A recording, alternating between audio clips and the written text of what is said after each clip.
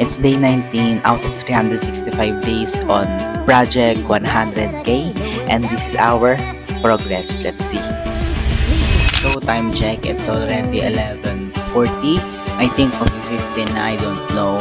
And right now, we have a progress, pero at least meron. Kasi kanina nag-procrastinate lang tayo na a little bit, pero at least we have something than nothing.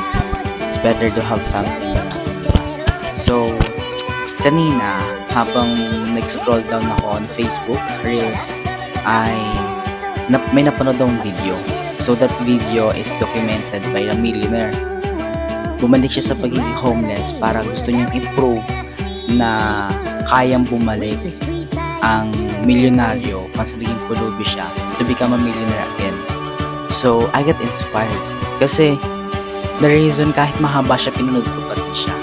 Kasi, yung ginawa niya, na-inspired ako kasi imagine the sacrifices that he made just to prove to everyone on himself na kaya niya makuha. And I got an idea sa mga ginawa niya.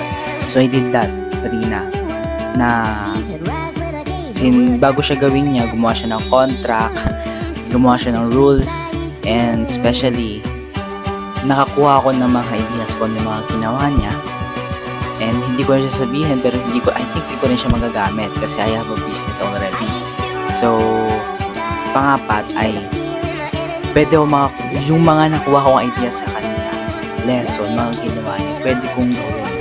Like, ano yung mga qualities na meron siya na wala ko. So, what's the lesson for this day? So, the lesson for this day is it's okay to be procrastinate, it's okay to be fail, it's okay to be rest, but at some point it's not okay to magstay too long kung saan ka na procrastinate or yung dahilan para hindi ka na or hindi mo na magawa yung mga dapat at kailangan mong gawin. So the reason that I am saying this to myself kasi I realize na it's not too late.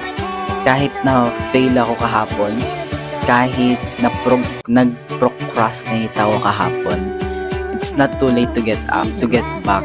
As soon as you will going back up, na hindi pa tapos ang lahat. So, think this is a memorable day for me. Kasi it's already day 19 and we are tracking our progress, and it's really good news kasi we are on 7%. So I can't believe it. Pero yeah, I'm super happy and grateful dahil nasa 7% na ako. Pero since nasa 7% na ako and na-inspire ako sa video na yun, so what if I will going to apply kung ano yung mga ginawa niya na pwede kong gawin sa akin. So we'll see the results that I will create.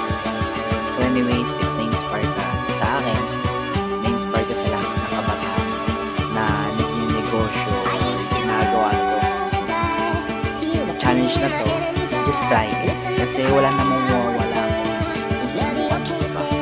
And I hope na magagawa mo yung gusto mong gawin in your life. And that's all. See you on my success.